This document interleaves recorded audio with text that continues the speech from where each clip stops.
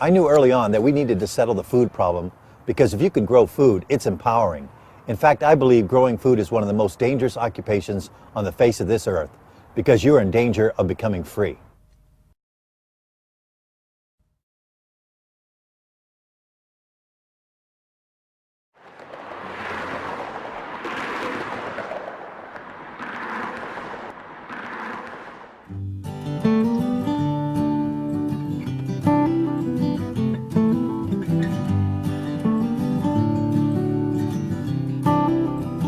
We live on a typical city lot, 66 feet by 132 feet. That's a fifth of an acre. Take away the house, the garage, and the concrete areas, and we're left with only 1/10 of an acre of land to grow food on. Trying to become self-sufficient in a location 1 mile from downtown Pasadena has made us turn this home into an urban homestead. We are pioneering a journey towards self-sufficiency, one step at a time. There were no models to follow, we just did it and learned by trial and error. We're not just gardening, we're not just making biodiesel, or using solar, or just raising city farm animals. It's a combination of doing everything well, or at least good enough to survive. We've tried to live lightly for as long as I can remember, and Dad was a real hippie. But the times have changed and he's gone from being hippie to hip. But for us kids, that's how it's always been. When people ask me what I do, I like to say I'm a 21st century Laura Ingalls. We're urban homesteaders, and this is our little homestead in the city. My transformation started during the hippie era. I was part of that movement, and the defining moment for me had to do with the Vietnam War. My generation was graduating from college, and we were being subject to the draft.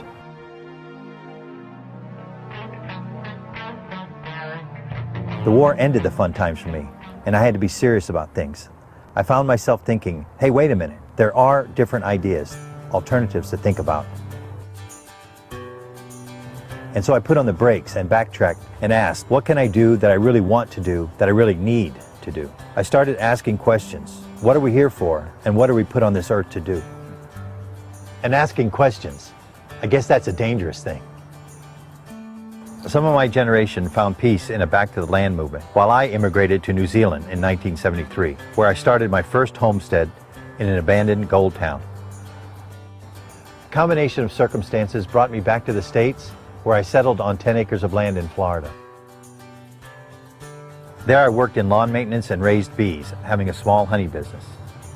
In the mid-1980s, I changed direction and made my way to Southern California, where I purchased a fixer-upper house in a redevelopment neighborhood.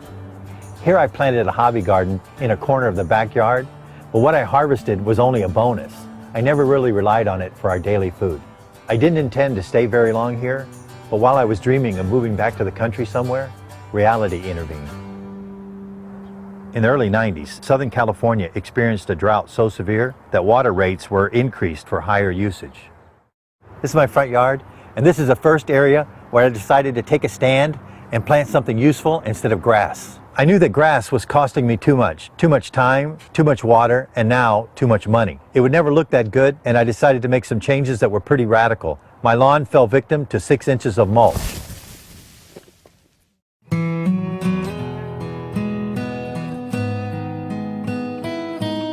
This drastic step of turning away from the American lawn fetish would prove to be the major factor in turning our ordinary home into an extraordinary urban homestead.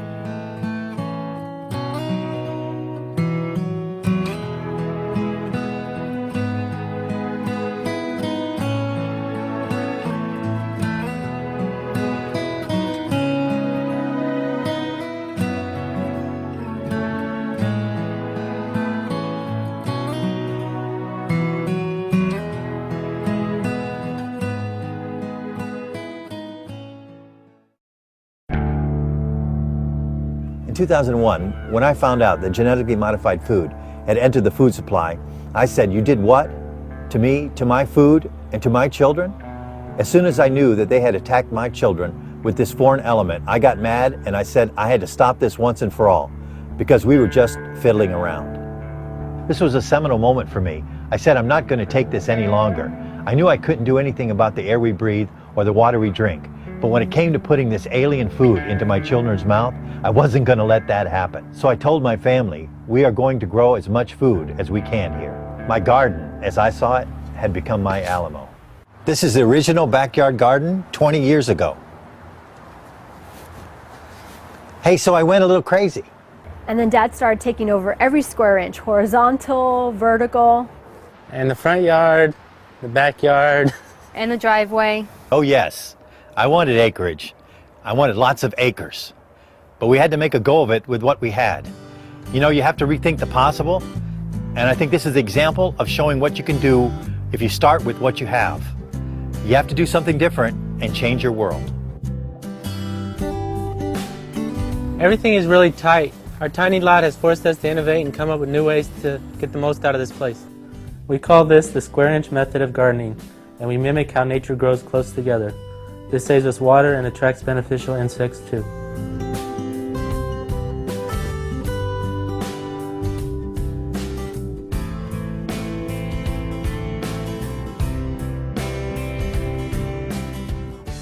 This is the soil we have today. It's alive and much healthier than we had before.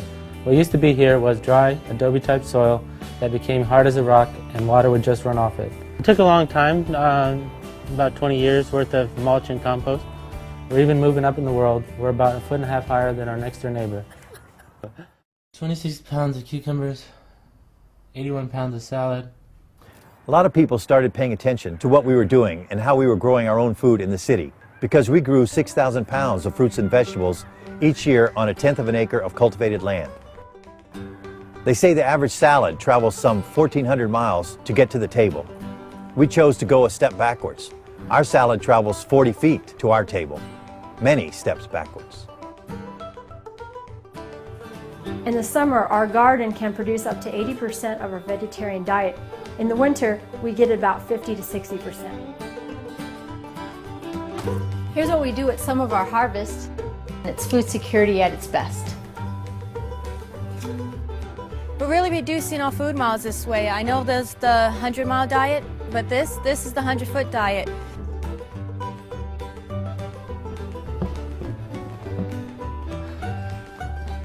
Eating from the land and with the seasons, it can get repetitive. There was one time we had this soup for, I think it was 6 meals in a row. I call it the 007 soup because it never died. It kept being served over and over and over again. I mean, there was nothing wrong with the soup.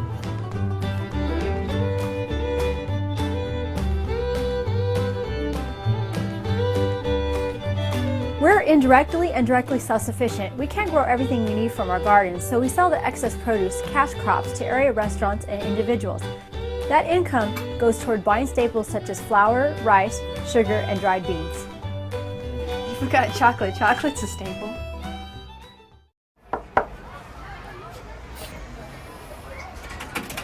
Hi. How are you doing? Good. How are you doing? Great. Your eggs and your salad. Oh, wonderful. You know, there's always such raves about the organic mixed greens because we always like to feature the name Dervaes. There's something about produce or eggs that are that fresh that are not like anything that you would experience from where we traditionally get our produce. Myself and my other cooks, we just sort of pass everything around and we're all kind of in awe at how beautiful and just crisp and delicious all the different things that we're getting. And so it's a real honor to be able to work with such first-class ingredients. It's pretty amazing.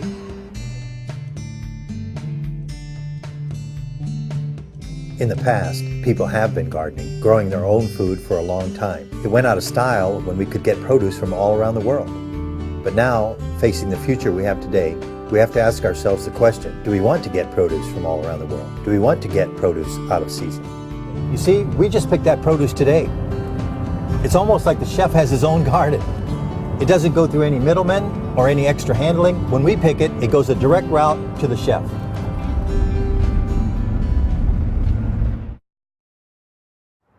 I decided to take a stand against the ills of society, tackling all aspects of our life. After food came energy, then transportation, water, and waste, the whole walk. This is our biodiesel processor. The waste oil comes from one of our clients. We try not to drive very much, so we use less than 25 gallons a month. Even though we have solar, we still try to live a simple, low-impact lifestyle. A good piece of rope is the only clothes dryer I've ever used. Except for the energy-efficient refrigerator, our kitchen's pretty simple. We like to say it's unplugged. We filled it with newfangled and old-fashioned hand-cranked appliances. Juicer, food processor, beater, grinder, and hand crank blender, which give us a good workout.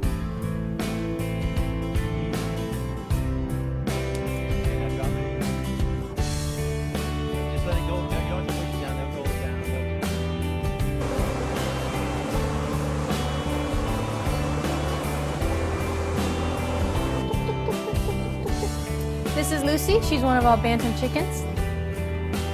We have chickens, ducks, and goats. This one wants to say hi.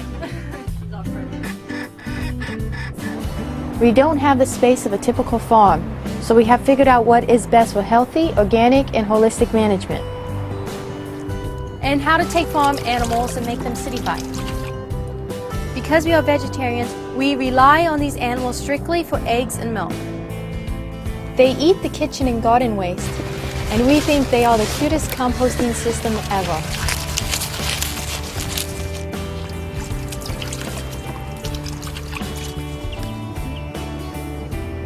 The family pets are an important and contributing part to the urban homestead. Well, most of them are.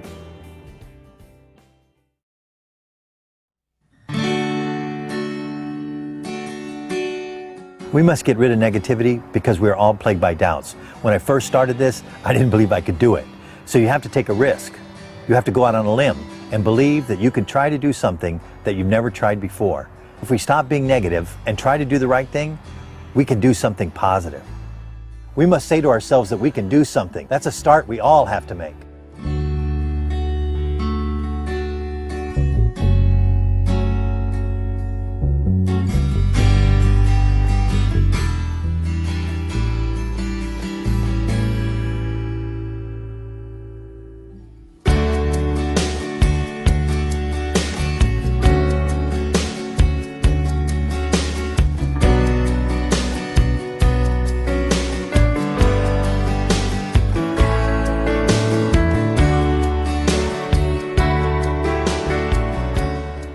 Don't look for others to change. You start by changing yourself.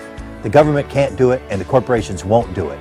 So what we have to do is take a look at ourselves and point the finger straight back at us and ask the question, what can I do? Because change begins with me.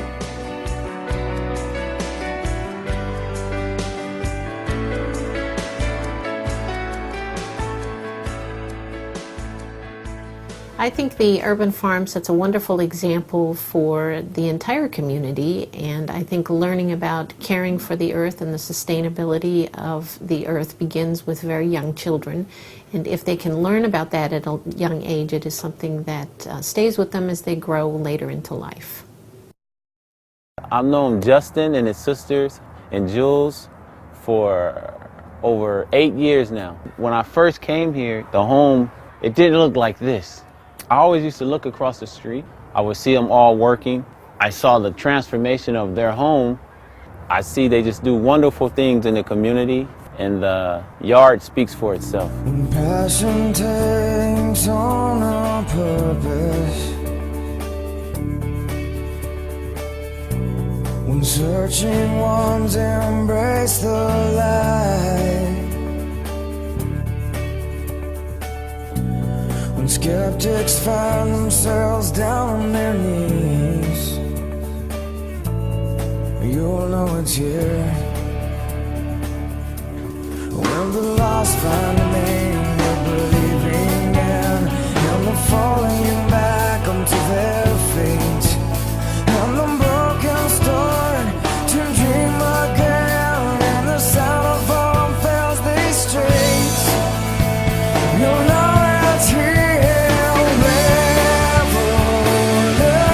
Revolution. Can you